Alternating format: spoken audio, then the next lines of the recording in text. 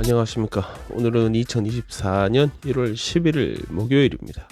어제는 마이크가 뭔가 잘못되면서 음성 녹음이 엉망이 되어 버렸습니다. 시간이 그닥 없는 상황이라 그대로 업로드 했었습니다. 앞으로 더 주의하겠습니다. 계속 봐야지 이 인간이 또 같은 실수하는지 안 하는지 알 수 있겠죠? 구독 부탁드리면서 시작합니다. 멜번 시내의 서쪽편에 자리 잡고 있는 독랜즈는 1850년대 60년대 골드러쉬로 인해서 멜번이 세계 최대 도시가 되었을 당시부터 멜번의 주요 해양 물류를 담당해온 항구입니다. 요즘도 우리가 말하는 독랜즈 외에 주변 다른 부두 쪽으로는 대형 선박이 오가면서 수많은 컨테이너들이 하역되고 그런 곳이기도 합니다. 도심 쪽으로 붙은 독랜즈 지역의 경우는 이후에 수차례 개발을 거치면서 그 얼굴을 바꿔오다가 1997년부터는 주정부가 직접 뛰어들어서 본격적으로 지역 특성을 바꾸는 그런 개발이 시작되었습니다.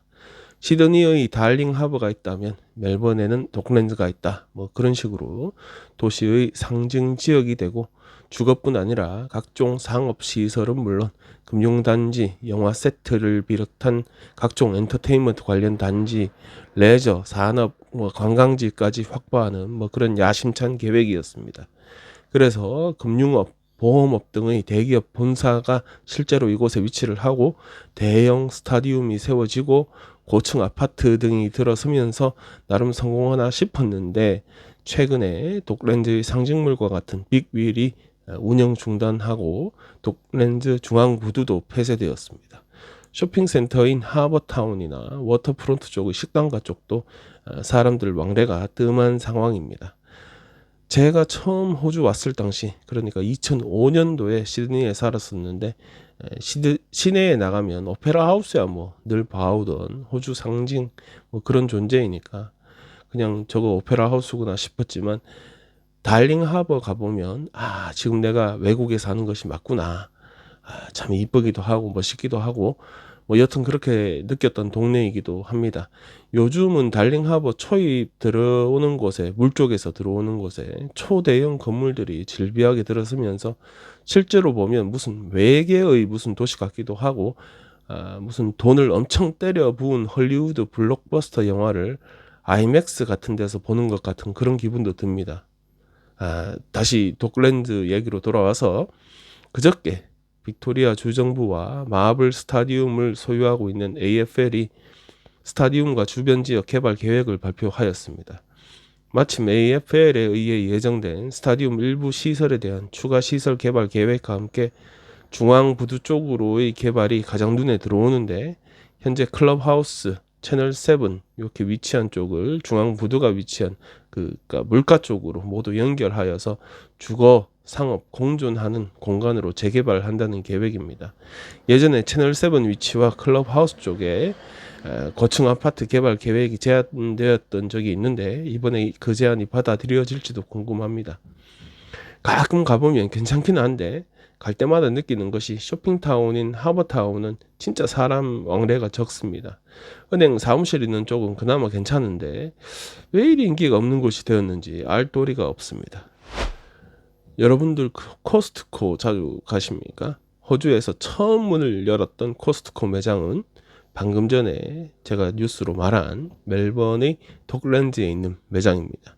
제가 독랜즈에 자주 안 간다고 했었는데 가끔 한번 가는 것도 이 코스트코 때문이기도 합니다. 코스트코는 이 독랜드 매장 이후로 호주 전 지역에 찔끔찔끔 확장하여서 지금은 총 15개의 매장이 있습니다. 그런데 이 코스트코 독랜즈가 매장 철수를 준비 중이라고 합니다. 아까 아침에 공식 발표가 있었는데 딱히 이유는 설명하지 않았고 다만 멜번 시내에서 서쪽으로 조금 이동하여서 있는 아디어라는 동네로 이전한다고 밝혔습니다.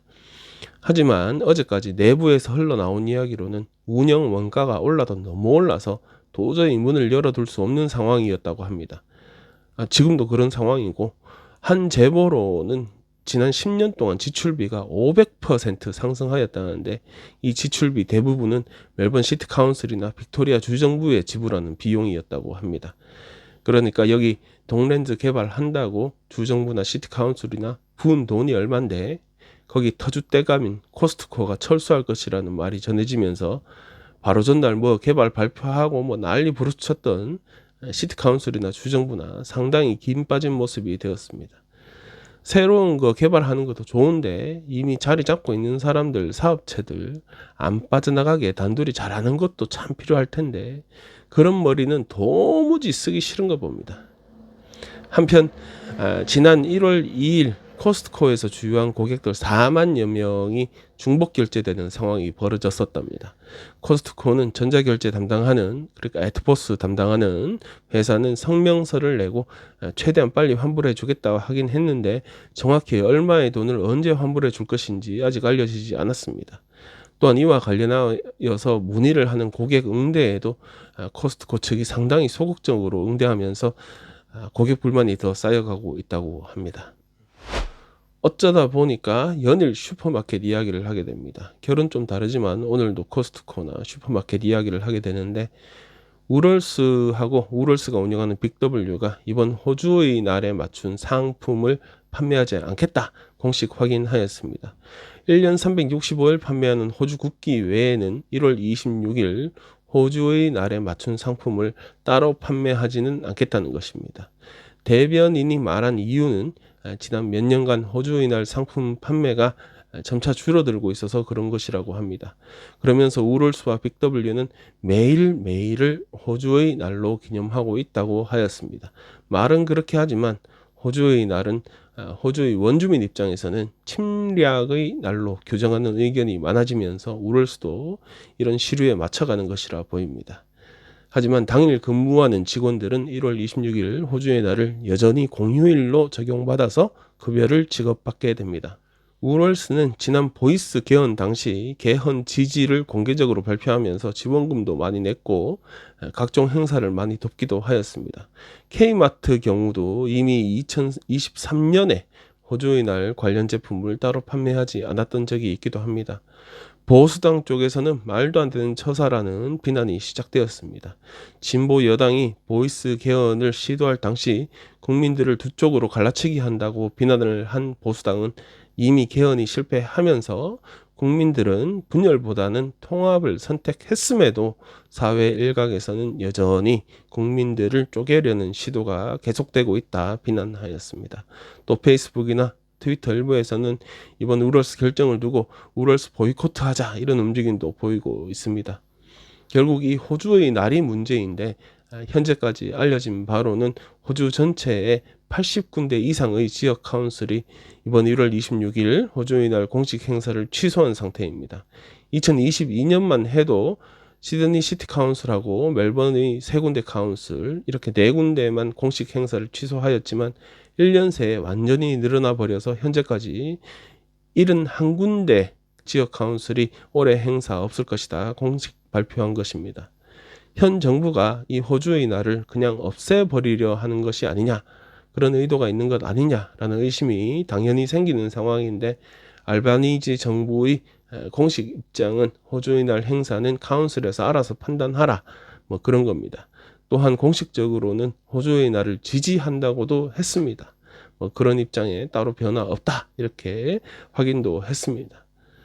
제가 봐서는 1월 26일은 명칭을 바꿔버리고 뭐 침략의 날이라고 뭐 직접적으로 표현하거나 아니면 뭐 치유의 날, 뭐 화해의 날, 뭐 이런 식으로 좀 둥그렇게 표현하거나 그러고 뭐 공휴일 지정은 해제하고 그래도 국가의 건국일이 뭐 하루는 있긴 있어야 하니까 공휴일이 따로 없는 7월, 8월 정도에 하루 정해가지고 호주의 날로 정하면 어떨까 생각됩니다. 얼마 전에 전동 스쿠터나 전동 자전거 충전하다가 불나는 일이 많아졌다 전한 적이 제가 있는데 아파트 관리업체의 연합체인 OCN이라는 단체에서 스쿠터나 자전거 충전을 금지하거나 제한하거나, 그러니까 아파트에서 충전하는 걸 금지하거나 제한하거나 아니면 검사받지 못한 제품, 고장난 제품 이렇게 건물 내로 반입하지 못하게 하는 등의 조치를 도입할 수 있게 해달라고 법적 근거를 마련해 달라고 관련 정부 부서에 요청을 하였습니다. 새로운 이동 수단으로 전동 스쿠터, 전동 자전거 이런 거 도입되는 거 환영은 하지만 화재의 위험에 노출되는 것을 줄이기 위해서는 최소한의 조치가 필요하다는 입장입니다. 건물에 따라서 화재 예방이 잘 되어 있는 공간에 따로 충전하는 곳을 설치한다든가, 발코니와 같은 외부 공간에 안전한 공간을 확보하여서 충전을 하게 한다든가, 어떤 식으로든 조치가 있어야 한다는 말입니다. 또한 제품에 대한 안전검사를 더 철저히 하여서 인증서 받도록 하고, 개조한다든가 결함이 있다든가 한 제품은 아예 발을 못 붙이도록 해야 한다는 말입니다. 현재까지는 실현 가능성이 없다는 의견이 많이 나오고 있지만, OCN 측은 더 많은 사람들의 의견을 수집하여서 관련 법안 만들어 달라 계속 졸라볼 예정이라고 합니다. 이 전동 스쿠터나 자전거의 배터리 때문에 화재 사고는 점점 늘어나고 있는데, 이에 대한 법적인 대응은 전혀 없는 상황입니다. 결국에 큰 사고 한번 나야 뭔 조치가 나올 것 같은 그런 슬픈 예감이 듭니다. 네, 오늘 준비한 소식은 여기까지입니다. 끝까지 시청해주신 여러분들 감사드립니다. 끝으로 공유도 부탁드리면서 오늘 하루 즐거운 하루 되십시오. 저는 별일 없으면 내일 또 뵙겠습니다.